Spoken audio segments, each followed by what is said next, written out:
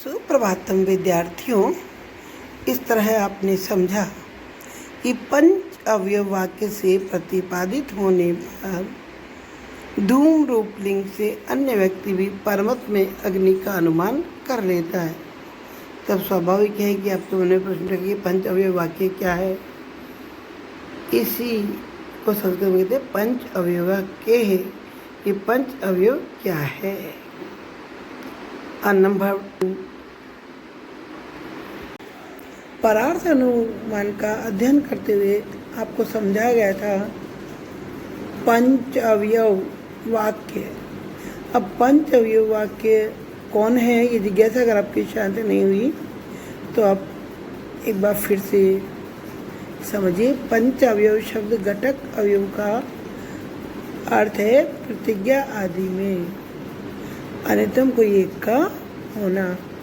प्रतिज्ञा का लक्षण है साध्य विशिष्ट पक्ष। पर्वत आदि का बोध कराने वाला जो वचन है वह प्रतिज्ञा है। पंचमंत या तृतीयांत जो लिंग वचन है वो हेतु कहलाता है।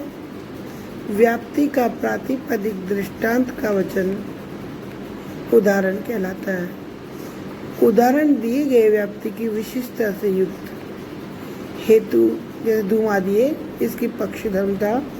पर्वत में स्थिति को प्रतिपादित करने वाला वचन उपनय कहलाता है। पक्ष अर्थात पर्वत आदि में साध्य। साध्य क्या होता है? जिसे हम ढूंढ रहे हैं। वन्य आदि के अबाधित होने का प्रतिपादन करने वाला जो वचन है वह वचन निगमन कहलाता है।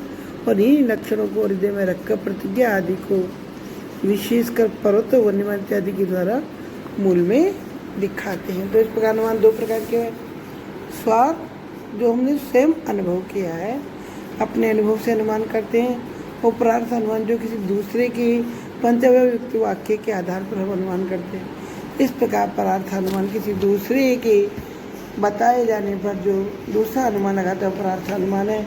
अपने अनुभव से जो है वो स्वार्थ अनुमान है। इस प्रकार ये आपका अनुमान नामक प्रमाण हुआ। अब अगला हमारे मन में आता है कि जो लिंग है वो कितने प्रकार का, लिंगम का लिंग कितने प्रकार का होता है। तो हम कहते हैं नंबर के आधार पर लिंगम त्रिविधम अन्वय व्यतिरेकी केवलान्वयी केवल व्यतिरेकी तहती। अर्थात लिंगम जो लिंग है त्रिविधम तीन प्रकार का होता है। कौन कौन सा? पहला अन्वय व्यतिरेकी, दूसरा केवलान्वयी, केवल व्यतिरेकी चैती, और इस प्रकार तीसरा जो है उसका नाम है केवल व्यतिरेकी। लिंग भेद को त्रिविधम इस पद द्वारा मूल में बताया है। उसके रहने पर उसका रहना अन्वय है। हेतु के रहने पर साध्य की सत्ता अन्वय है। हेतु के अभाव में साध्य का अभाव व्यतिरेक कहलाता है। इसको ऐसे भी कह सकते हैं कि उसके अभाव में उसका अभाव व्यतिरेक है। कारण पर रहने पर कार्य भी रहता है। इस बात को क्या कहते हैं? अन्वय कहते हैं। और कारण के न रहने पर जो कार्य भी नहीं रहता है वह व्यतिरेक कहलाता है। तो अन्वय व्यतिरेकी न लक्षण किम? अन्वय और व्यतिरेक का लक्षण क्या है?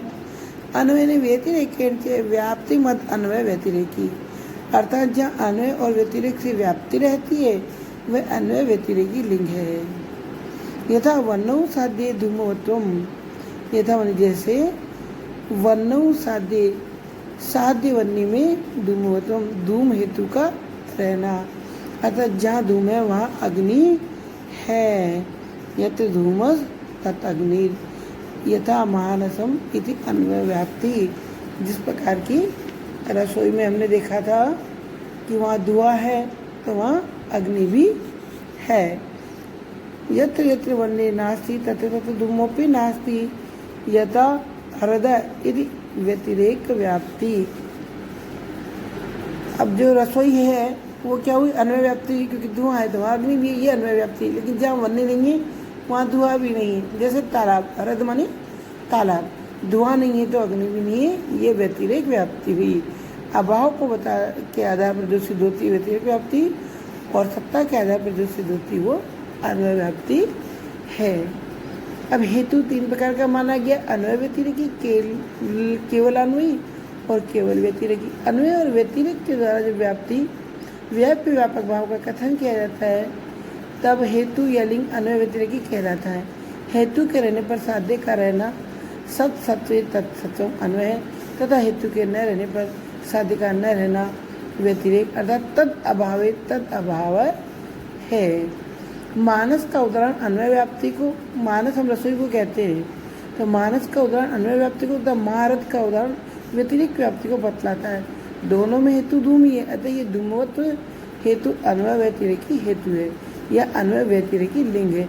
लिंग शब्द किसका है? नपुंसक लिंग का है, अतः व्यतिरेकी नपुंसक से में प्रयुक्त है। पहले हम समझते हैं अन्वय व्याप्ति का स्वरूप। हेतु व्यापक साध्य समानाधिकरणम अन्वय व्याप्ति, अर्थात साध्य के ही अधिकरण में हेतु का रहना अन्वय व्याप्ति का स्वरूप है। हेतु व्याप्य होता है तथा साध्य व्यापक होता है।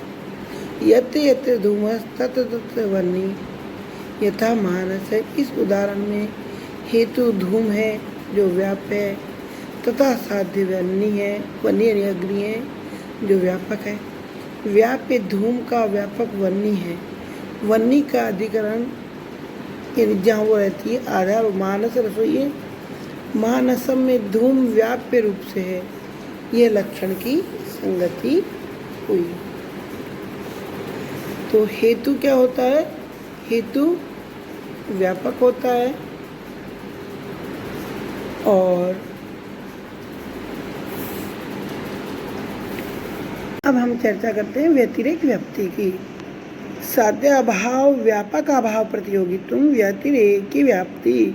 साध्य अभाव के व्यापक अभाव अर्थात हेतु के अभाव का प्रतियोगी होना व्यतिरेकी व्याप्ति है। अर्थात व्यतिरेकी व्याप्ति में साध्य अभाव व्याप्य होता है तथा हेतु का अभाव व्यापक होता है। हेतु के अभाव का प्रतियोगी हेतु ही होगा।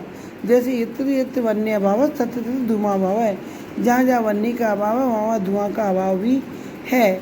यहाँ पर साध्य वन्य का अभाव व्याप्य है तथा व्यापक धूम का अभाव जो है वो व्यापक है। धूम अभाव का प्रतियोगी धूम है।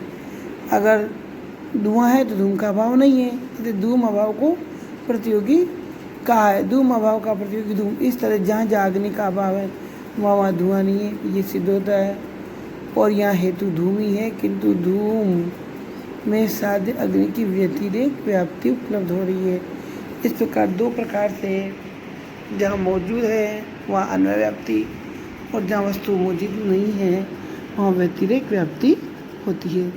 व्यापक भावो ही भावयोर यादृगिष्यते तयोर अभावयो तस्माद् विपरीतः प्रतीयते।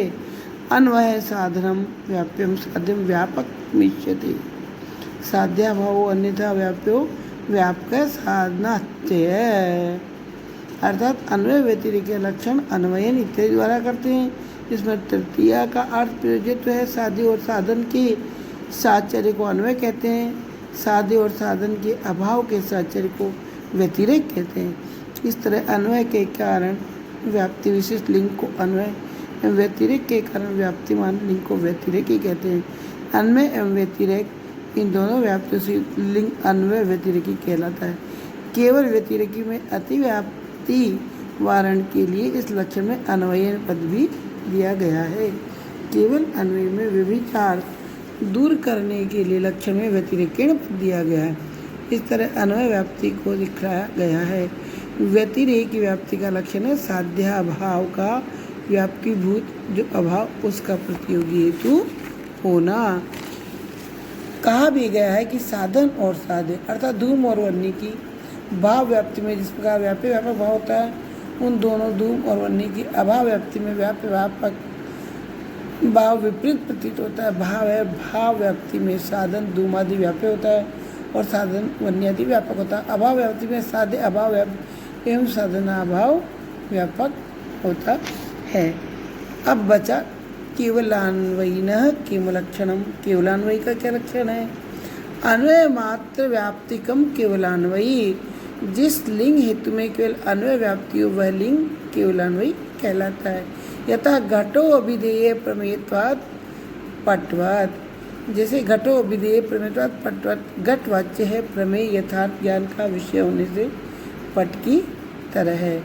अत्र प्रमेयत्व अभिधेयत्वयोर व्यतिरेक व्याप्ति नास्ति, सर्वस्यापि प्रमेयत्वाद अभिधेयत्वात् च। यहाँ प्रमेयत्व हेतु केवल अन्वय व्याप्ति है। यहाँ प्रमेयत्व हेतुत्व और अभिधेयत्व साध्यत्व की व्यतिरेक व्याप्ति नहीं है, क्योंकि प्रमेयत्व और अभिधेयत्व सभी पदार्थों में, अर्थात प्रमेयत्व और अभिधेयत्व का अभाव कहीं नहीं है, अतः व्यतिरेक व्याप्ति नहीं है।